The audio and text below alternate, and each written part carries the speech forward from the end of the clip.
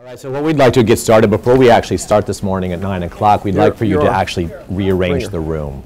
So we're going to take these tables and make a giant U, almost like a giant board table out of it, so we actually have some visualization between each other. So we're facing each other, not necessarily just facing the presenters. So we tried this yesterday. Some of these tables roll, some have the lock, so if we just pick them up and move them, they're not very heavy. Gentlemen, if you want to help the ladies. All right, so welcome everyone. It's 9 o'clock, so we'll go ahead and get started. And we're going to introduce ourselves first. And the case that we're doing here is the IntelliFit case first. We're missing our third team member. We're missing our team member. So, no, sir, not we at don't. all. No. How many do you need? Two? There's one more. Where did she go? I have no idea. Oh my goodness. Oh, okay.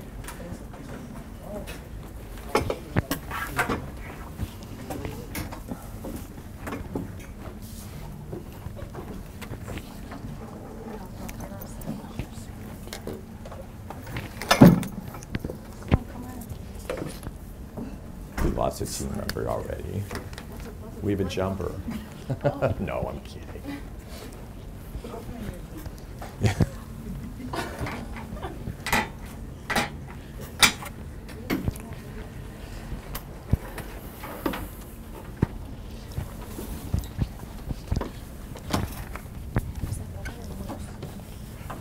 All right, so once again, good morning, everybody. Welcome to the IntelliFit case, and thank you all for being here on an early Saturday morning. It's very important that you're here because it helps us evaluate and be evaluated on the processes in which we're learning here today and yesterday and on Thursday. So we're going to introduce ourselves first. My name is Douglas Carter. I'm a professor of global management and entrepreneurship at Texas A&M University in San Antonio, Texas, and a DBA candidate here at the University of South Florida. So I'm in my dissertation and gathering some research while we're here in this particular weekend. My name is Jeanette Passion. I live in Vancouver, British Columbia. I'm a PhD student and teach a number of business courses, among others marketing. Hello, good morning. My name is Brianna Stenard. I am a professor at Mercer University in Atlanta. I got my PhD at the Georgia Tech in strategy and entrepreneurship, so I'm very happy to be here. So we're going to start this morning's program with a short video that actually gives us a little bit of an idea of what the product is that we're going to discuss. And so if you haven't had an opportunity yet to brief the case, this will give you some basic information about the technology itself and its introduction into the technological and retail markets. So what I'd like to do at this particular point is to ask one or two of you to do a short briefing of what you took away from the case initially before we dive into it. So who do we have that would like to volunteer to share with us your initial reading of the case or interpretation of the case? Because I actually have treats for people who do well. So, yes, ma'am. After watching that video and reading it, I mean, I have background knowledge already, but I think that it's cool that they invented that because a lot of people always like buy clothes online or go in store and sometimes don't want to try it on, and then, or if they do, like they get annoyed that it doesn't fit them, so then they just leave and don't even want to buy anything. So I think that if like these measurements were more of like a worldwide thing, like more people would buy clothes, so like rates would go up for people who make clothes and stuff like that. I think like Okay, so you're seeing a correlation between correct sizability and the opportunity to make additional clothing, because the whole experience would be perhaps more pleasant. All right. Anyone else's initial take on the case? Yes, ma'am. Hi. So the thing that I thought about was Thank you. The first one is actually that says what is security screening and clothing that the thing have in common. And when I first read that, I was like, what do they have in common? I don't know. And it was interesting to find out that they both use the same technology because, I mean, obviously what she said the same thing, but I was kind of thinking of how many things that we have that entrepreneurs have created that actually cross between industries. Okay. Whether that's military and somewhere else or something else like that. So that was kind of interesting, actually. So the correlation between the retail industry and sizing with security purposes. All right. Industry cross. Okay, very good. And there you go. Thank you very much for participating. And anybody else on this side? You're kind of quiet over here this morning. How do we engage you? Yes, sir. I didn't read the article. Thank you for being honest. Megan mentioned the correlation. I don't think it's very practical in the retail space. Okay. I don't think people take the time to measure themselves because I know I'm either a medium or large. I'll make sure kind of decide between and okay. there. All right. So I don't know how practical it is in the actual environment. Okay. I feel like it could be though, if you had one of those machines in every store or something, if it takes like 2 seconds, you walk in, it does a thing, gives you your sizing. I think that's for a specific customer though, because a lot of times, just from personal experience, like you're running to the mall, you know you need something specific, you know where you need to go, you don't really have, I mean, unless you're the shopper who's just going to the mall. It's a good point. Yeah. But I don't think the idea would be to have one in every store necessarily. I think Yeah, that would be maybe have one in the mall, you get your measurements, you have your ID number that you could take to the stores and they tell you what fits you. Right, but then it wouldn't happen as fast, right? Because if there's one in one mall, right, one in every mall, then there's a line, and that defeats the purpose. The idea is that you'd only have to do it once, unless your body is changing a lot. There's no lines in malls anymore. Interesting point. Okay, so one centralized location perhaps where you would have it and then it would be transferable to the stores within that particular venue, or would it be also transferable to stores outside? Well, I would think that they would license their technology to the stores, get those measurements, so that way you can go to that store with your ID number. And So they very can say, personalized. These fit you. Okay. But also different stores have different fits, so just because you fit one way at one store doesn't mean, like, you know, it doesn't mean. Well, I think that's because they all have different measurements on the clothing. So the idea is that you now have exact measurements and they can give you clothes that fit you exactly. Yes, ma'am. I think it's a lot more practical now in 2018 than it would have been back in 2004. Okay. Because nowadays we all have mobile phones that can, go online to their website and pull up our own measurements. Mm-hmm. So we can say, okay, well, this says that I'll fit a Levi 4. So then, when you go into the store, you just have to grab the Levi 4. Right. Instead of, going in and then having to take your measurements to the counter because there's only so many computers, and I think that's the bigger. Okay, so we're getting into some very interesting topics, and so I don't want to cross over into the areas in which my colleagues are going to cover. But let's just by a show of hands say who's ever had an issue actually shopping and buying something without trying it on and getting it home and saying this is the wrong size, right? So what's interesting based upon the case itself, which is why we added the video, is because the case predominantly focuses on female shoppers and the gentleman in the video. So I think it travels both ways, right? It affects all of us in one way or the other. So I'm going to throw open an open-ended question then and say, is this really an opportunity? I have a question. Yes, ma'am. Just from being in retail before, like when I was in college, right, I don't know enough about measurements to educate a customer who comes in, who shows me their measurements. I wouldn't be able to say, oh, okay, this is this size for this piece of clothing versus this size in a different piece of clothing. Okay. You know what I mean? So Okay. I think people who work retail, I don't think that they have an education on measurements. Oh, interesting perspective. Okay. Right, and even to your point, right, in a Gap, right, they don't just have one type of jean, right? They have so many different jeans for different body shapes. Or like, my favorite store is Free People, right? So when I go in there, there are certain clothes that you can get an extra small in and fit in, and then same thing with a large, it just depends. Yeah. All right, so are we in agreement that, or a disagreement, one way or the other, that there is an opportunity here to evaluate? Maybe show of hands who thinks this is an opportunity. You're raising your hand. And who thinks this is just a cool technology and idea?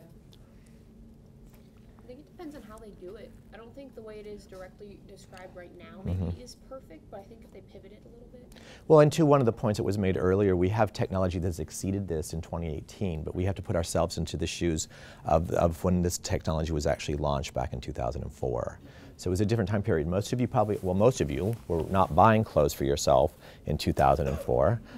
Your parents were buying clothes for you or buying clothes for themselves. I certainly can remember 2004, but I have a few more years.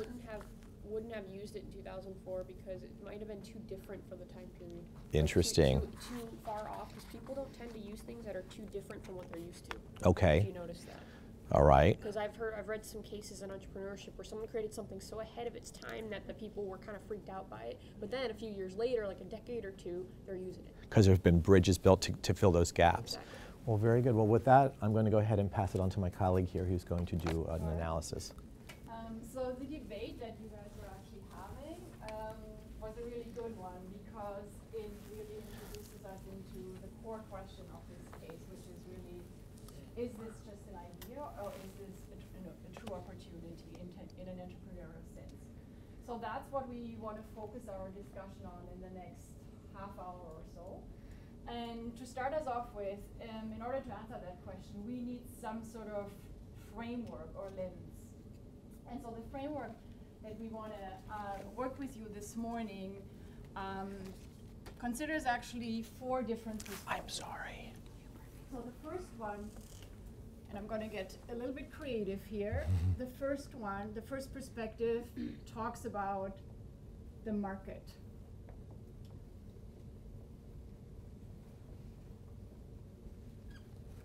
And the question that we want you guys to think about in the next couple minutes is this an attractive market?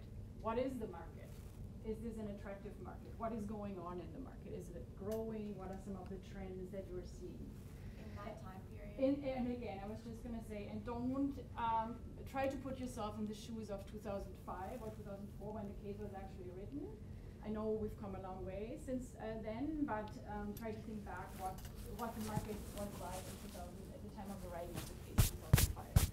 So maybe we'll take 2 or 3 minutes with your neighbor and come up, write down 2 or 3 points with respect to the market. Who is the market? How attractive is the market? Is it growing? What's going on? Okay? So if you don't have paper, just flip the case over and write on the back. By the way, you read A&M, right? Uh-huh.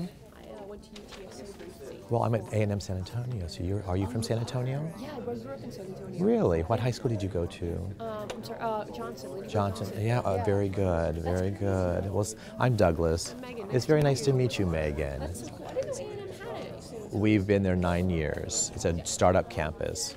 Okay, well, maybe I just didn't know about it when I was there. I've been in Florida for about 5 years. Right.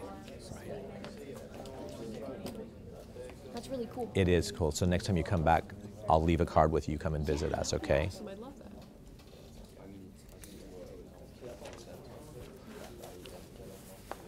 You're not writing. Somebody need to borrow a pen? I don't remember 2004. All right.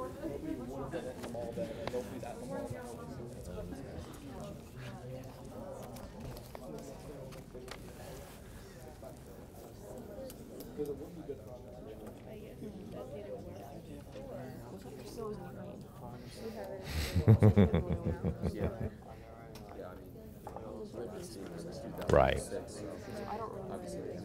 And for children at that time frame, which makes this case very difficult, is because you're still growing. So Well, I it was doesn't. overwhelmed by everything as a child. I had to grow into my surroundings. Okay. I'm trying to think. I know early 2000s generally what style was, but Types of clothes like I don't know. relaxed, I don't think the technology was that advanced. or like skinny fit. People wouldn't use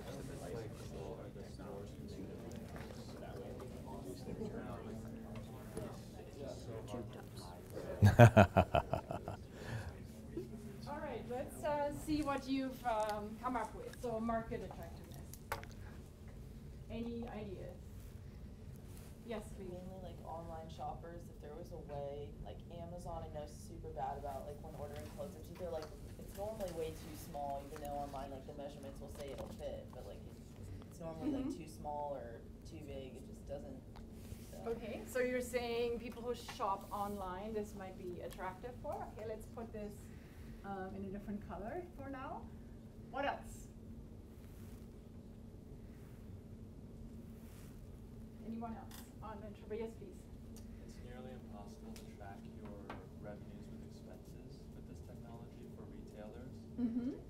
And there's no competitive edge if they have it in the mall, right? As Gap or as Macy's, I don't really want to put my money into this because I'm helping out Old Navy as well. Okay. Okay. So you introduced a slightly different notion of a market. You talked about retailers versus your perspective was consumers, like you and I, shopping. Sorry, there was another point? So in 2004, they didn't really have a lot of online shopping. Mm-hmm. So I don't really think that the market would be online retailers just because. I thought we were talking I think she was No, talking to online 2004. shoppers, Yeah. people who shop online. But they didn't have that in 2004. They did, but it wasn't It was common. starting, It wasn't like right? really, Are we a supposed to thing. be thinking like 2004? Yeah. If we Yes. can, right. Ideally. Yeah. But to your point, I think you catalog shopping. Yeah. Catalog shopping. And online was starting as we can, the case mentions Lanvin, who has an online technology where you can actually upload your photo and your measurement and take your measurement and then it can fit clothes. So it was starting, it certainly wasn't as big as today, but there was some, already some early trends. Yes, please. Yes, and I have some kind of problem. So sometimes in kind of different brands, I can wear like small, but in other brands I wear like an small. Some of them are medium. So this kind of weird. This happens to me. I don't know if this happens to anyone here. Mm-hmm. And the case talks a little bit about that. There's some quotes from consumers who used it, and they got some mixed results as well. So when we think about the retail market, what is it about? Like, what does it look like, retail? Yes. I think it would be attractive to the retailers because I like Steve said, I didn't read the case either. I don't really know what their business model is, but in my opinion, what they would do is license this to the retailers, and anytime someone would come in with their measurements from IntelliFit, that IntelliFit would get, a percentage of the sale there.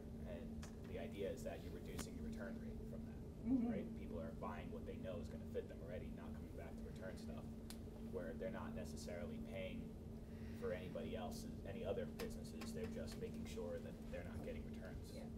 So we'll get to that in terms of the return rate and reducing that. So that's one of the key benefits, and my colleague will get to that in a moment. But the case talks about 3 different types of retailers. Keep note that the master's students, our professors did not give us these before coming here. That's why we haven't Okay. read them. Yeah, it's not because we didn't want to. No. We just weren't I'm given. not judging. Fair enough. But so there's 3 different types of retailers that the case talks about. If you look on, there's no page numbers, third but page. Pretty much the second to last, the one with the image, they talk about 3 different types of retailers that they're potentially targeting with this product. So there's malls, there is big retail chains like the Gap and the Levi's, and then there's specialty retailers. I was just actually thinking before you said that I think specialty retailers in 2004 could have utilized this because it would have been higher end, and people usually, the more expensive looking or past the time technology, I think can be accepted in a higher end store or higher end area. Okay, specialty retailers, and we'll get to is this good for each of these types in a moment, so thank you for raising that. But even if we can think back to 2004 or 2005 when this was written, retail, or especially the physical retail industry, which these are all examples of malls, stores, specialty retailers, it wasn't a hugely growing market. It was even back then, online was coming more and more. It was a market that had very, very small margins. So I think the average margin was between 4 and 10%. So that means on every dollar that customers spend with you, you make between 4 and 10 cents profit. So it was a very, very tight and business in terms of profits. And so I just want you to keep that in mind as we go through answering our key question here: is this an opportunity or is this an idea? Because it's important to make that decision. Moving on to the second sort of aspect when we want to evaluate is this an idea or opportunity. This is the industry. So industry attractiveness. And by industry attractiveness, we mean IntelliFit has introduced this new, or is thinking about introducing this new technology. Are there, for example, competitors already out there that have a similar tool, a similar technology that could deliver the same benefits? is there any information in the case about it? Yes, please. I can't answer that question. Okay. Anyone who wants to or can answer that question. Is there anything out there that would be competing with IntelliFit's technology in terms of offering similar I was going to say, I don't know, not to the case, but I was going to say like a tailor, just someone who measures you. Okay. That you don't So have to you could spend use thousands of dollars on a machine, you just pay them hourly. You could use sort of hand measurement. Just use a tape and record your measurement. Absolutely. What else? Anything else that we can glean from the case? And that's actually a really good point, because it's something that you always have to remember is that there's never, no competitors is never an answer, right? Even if there's not a direct technology that's the same, there's always going to be competition, right? Because it's the things, maybe something you were already doing, so right, you're already getting a tailor to do this, that's competition, right? So to bring in a new product, and as you were saying, it's always hard to kind of introduce something new. Is it like here it says like some machines like make you like get undressed and stuff? Is that you talking about like the other machines, like that would be the like there, and then like online models? Yeah. Yes.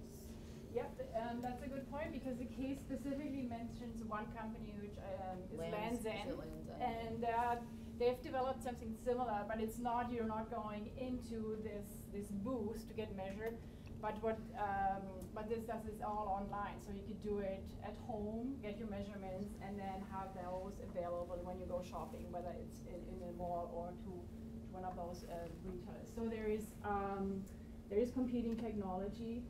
Lands' End is one.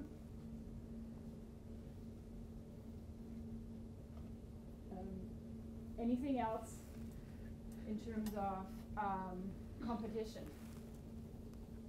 So we have hand measurement, just go to your tailor, get measured, use a tape, record your sizes, and then competing technology from Lands' End. Anything else that the case talks about? Exactly, you're just gonna try it on. Just give it a try. Try it on and see whether it fits. What's the benefit of trying it actually on in a store, outside of having the right fit in terms of size? To see how it looks. Exactly. You You can also not only assess the size and whether it fits, but also the style. Does it look good on you? Do you like the color and everything else? Okay, so we've already covered two key factors in determining whether this could be an opportunity or whether it's simply a good idea. I'm going to pass it on to my colleague, who's going to walk you through the other two aspects. Okay, so what we've gone through so far, we're going to call this macro. Okay, so in that, this whole section, we're looking at to us. So if we're coming in with this new idea, right, is the market attracted to us? Okay, and is the industry attracted to us, right? Is the industry very competitive, right? So then we come down here, we're going to go down to our micro level. So now we have looked at, is it attracted to us? Now we need to know, are we attracted to them? Okay? So we are now going to look at the attractiveness to our target customer. Okay? So you may be thinking, well, who's our customer, right? So our three options, right? So the first was the mall, correct? Okay? So the second was the different retail chains, so this was the Gaps of the world. And the third was the specialty stores, okay? So like the Davis Bridal selling wedding dresses. I'd like you to take a second, and I want you to think through which one, if you're them at the time, which one would you target? Okay, they're very three different, you can see different business models that come from each of these. Which one would you target? So please take a second and think about it, and write down what you would choose, and then talk to your neighbor about it as well.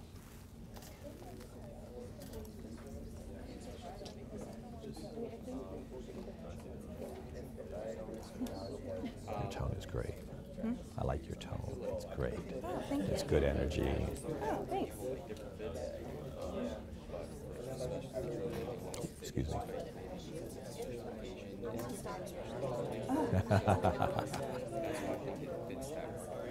I agree with that. My perspective was different, but it's still the same. So like I was taking the perspective of what goes counting and the people to set. I think maybe he put it in a more It might be really cool. I feel like it's just, but I think people would take to fit in regardless. Make sure I get my pen back, because that's a Mont Blanc pen I handed him. It wouldn't be intentional, but. Yeah, the retailers themselves are surviving. Are you, Yeah, I'm from. Well, for someone, not right now. I'm working with like a few companies doing sales. My group over here. Which one are we going with? Really had any ideas. We're divided a little. I said specialty stores. I say none of them are specialty.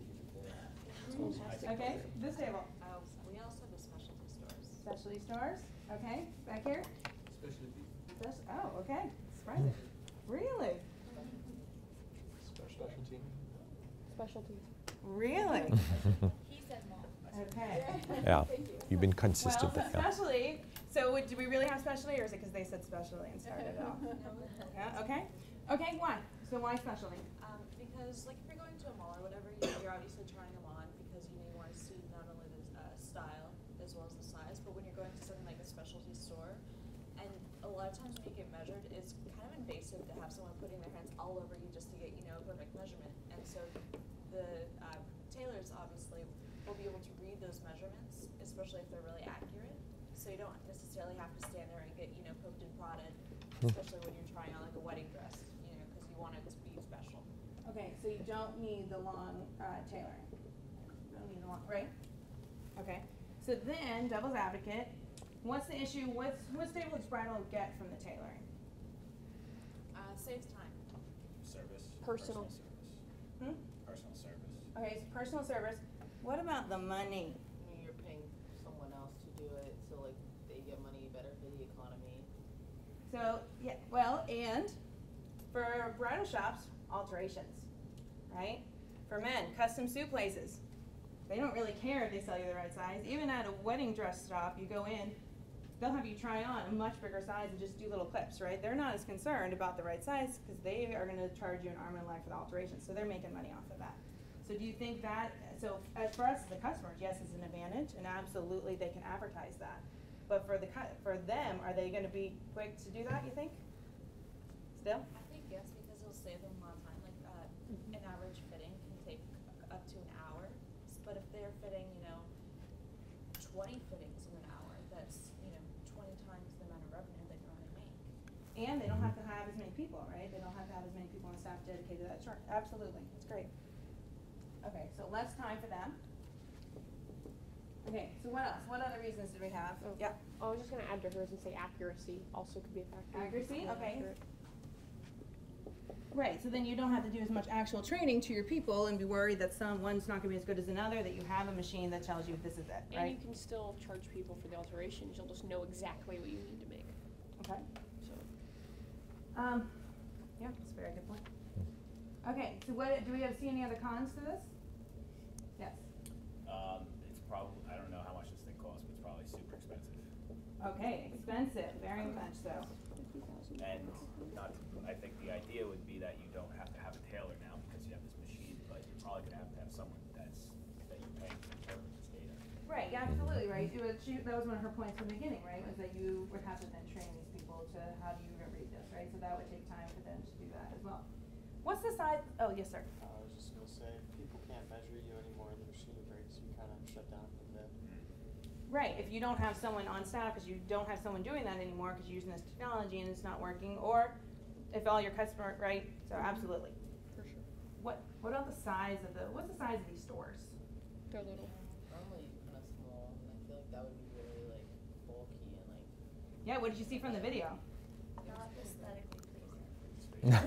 Right, in a beautiful bridal boutique, it may not be pretty, but these stores are also not that large, right? So thinking through, if you saw in the video, were they bigger on the video than you thought they were going to be? No? I guess we have kind of the perspective from the security, right? So we kind of know the size of these. Oh, yeah. Very big, right? So you've got David's Bridal, and they're kind of competing. They have all these designers who want that space, and you're putting in this giant piece of technology. Yes? I have a question. I also didn't read it, but is there pushback on? Because I know nowadays, like people are more worried about being put into like a big machine like this, like with the X-rays and all of that. Security Yes. 100%. I mean, think about, so they tried, and they talked about it in the video, that they are trying to reduce that issue.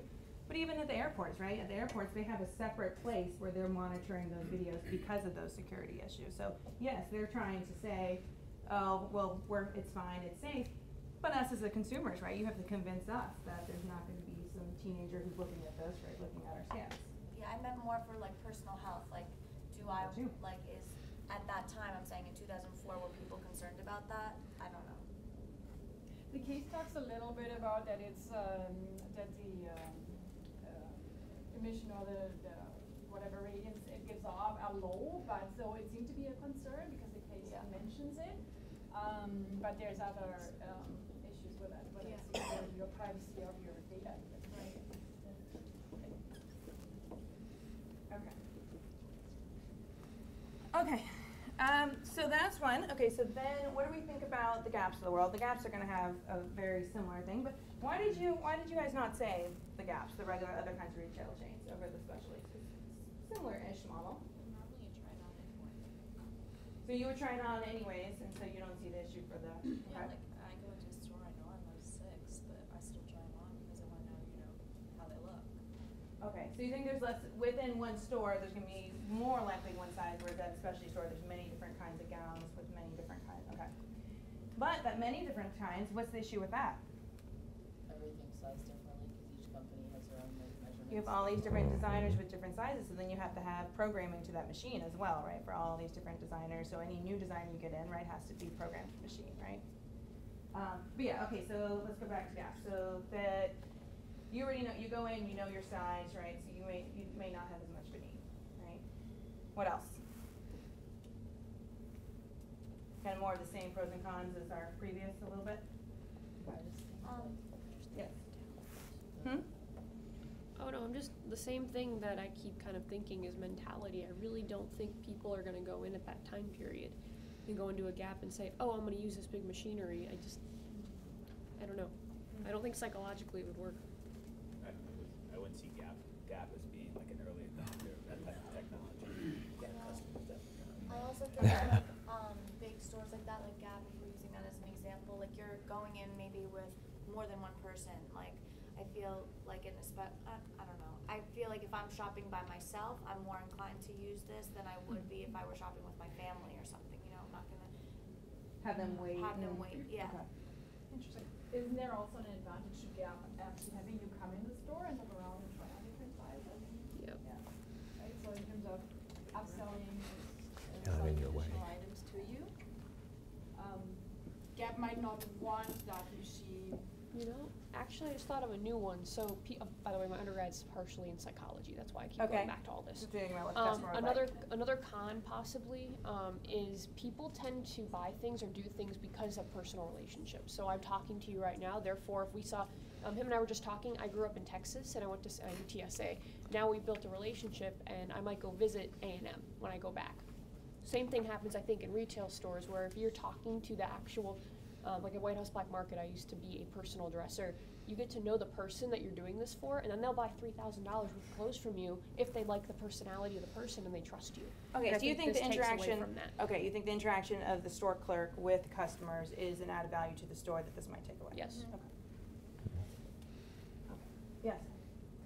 Okay, so what do we think about malls? So what would be the pros of putting this in a mall?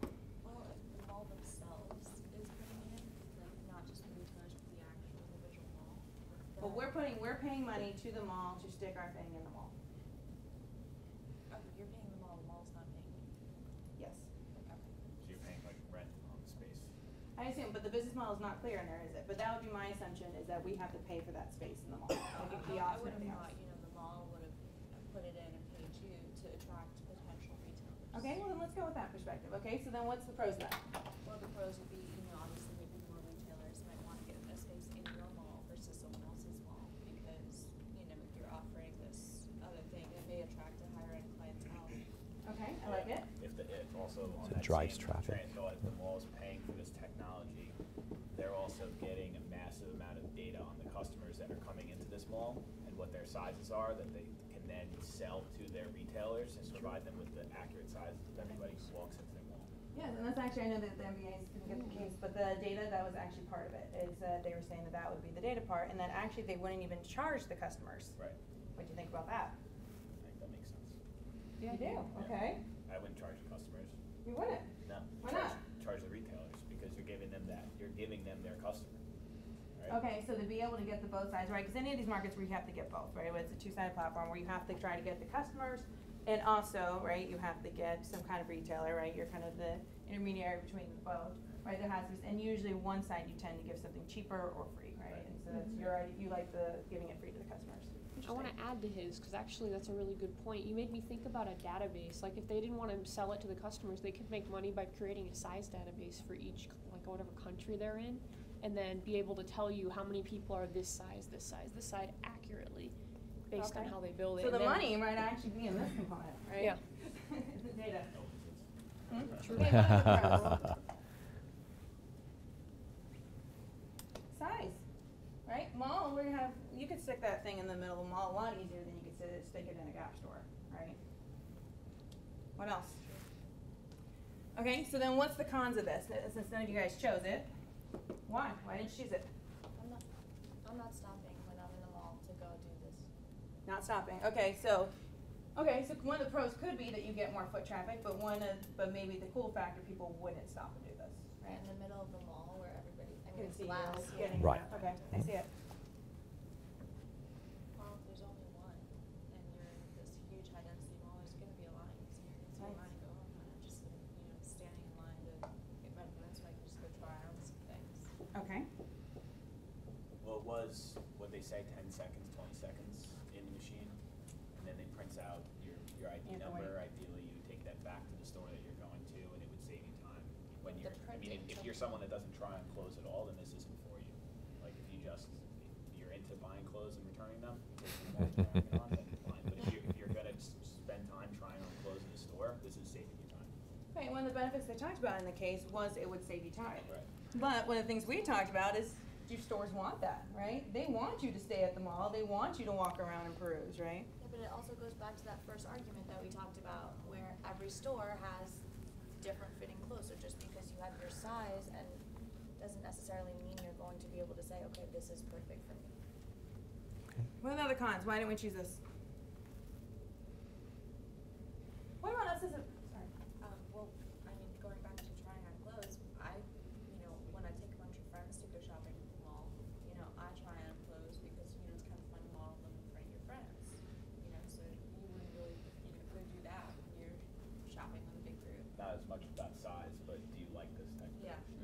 Well, and what about us as a business, or even the mall? Now they have to staff people, right? So either we'd have to hire staff if we were doing it, or they'd have to. Okay. So there's some cons here as well. So now, what do you think? Are we still going with specialty stores? Yeah. Okay. Even with our big list of cons?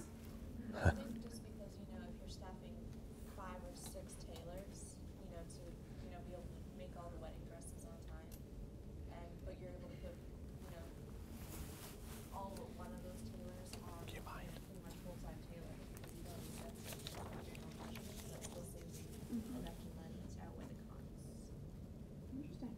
Yeah. I don't think people care that much about a perfectly Yep. fit, like, shirt. They're willing to have like a little bit of bagginess to it, so they don't have to spend a whole nother bunch of time going to some booth to get measured. The only time people really want fitted stuff is like weddings, formal events. Okay. So then back to my original question: is this an idea, or is it, or our original idea? Our question: is this an idea, or is this an opportunity? I think there's opportunity to. Weren't you one of my original opportunity people? No. Has anyone's mind changed during this? Or are we still sticking with where we were? It could go either way, in my opinion. I actually realized we did not get to this last one. So this last one is actually competitive advantage down here. Are we able to keep an advantage in the market as far as our business model, etc.? But as you can see from the case, this one is actually a big old question mark because they didn't really talk about the business model, right? We didn't see anything about what they're going to buy it for, how sustainable this business actually is. We don't have any of the data marketing research or anything to really go off of, so I don't think we can really give a realistic answer to your question. I agree. Oh, but as far as then, it's hard to assess the idea as an opportunity. I completely agree.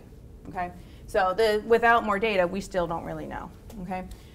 So what are some of the takeaways you took from this conversation? Something might look super cool, but it's not really, like, at the end of the day, super, like, gonna be, like, that great of an idea. I think, like, it's only, I feel like certain things are just for one person, and that's, like, not always good because you want it to be more of, like, a use for everybody. Like, those bigger stores already make a bunch of money without people having to do the sizing thing, and, like, they're probably not gonna be interested because, like, we already are making all this money with people who are just buying our clothes because most of them are just, like, general sizing. Like, you know, if you go into Gap, your t-shirt's gonna be medium and every shirt there. Like, it's just like. So good point. So I like what you first said about just because it's a cool technology doesn't mean it's necessarily going to be an opportunity, right? That's the Segways of the world, right?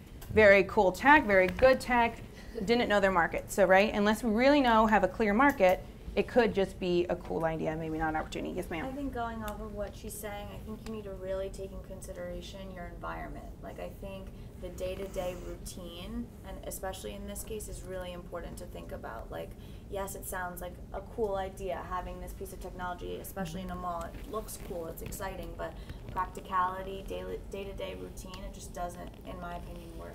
Right, so then we have to say, who's our customer, right? What's their problems? Is this solving their problems? Yes? I mean, for me personally, I would use it now because dress shopping has become a nightmare. But I think that it is really ahead of its time and that it's not usable in 2004, whereas it might be usable now.